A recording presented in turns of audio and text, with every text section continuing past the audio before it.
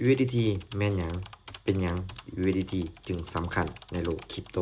USDT แม่นสกุลเงินดิจิตอลประเภท Stablecoin ที่มีมูลค่าคงที่1 USDT เท่า1ดอลลาร์สหรัฐและถูกออกแบบโดยบริษัท Tether Limited กลไกการสร้าง USDT บ่คือกันกับ Bitcoin แต่เป็นการออกโทเค็นผ่านบริษัท Tether Limited โดยขั้นตอนดังนี้ เมื่อมีผู้ใช้หรือสถาบันฝากเงินชำระเข้ามา Tether จะตรวจสอบว่าการฝากเงินนั้นถูกต้อง ฉะนั้น Tether จะสร้าง Mint USDT ขึ้นมาในจำนวนเท่ากับเงินที่ฝาก โดยขั้นตอนนี้จะถูก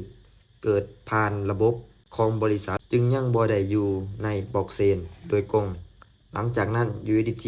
ที่ถูกสร้างขึ้นจะถูกโอนเข้ามาระบบบล็อกเชนในรูปแบบ ERC20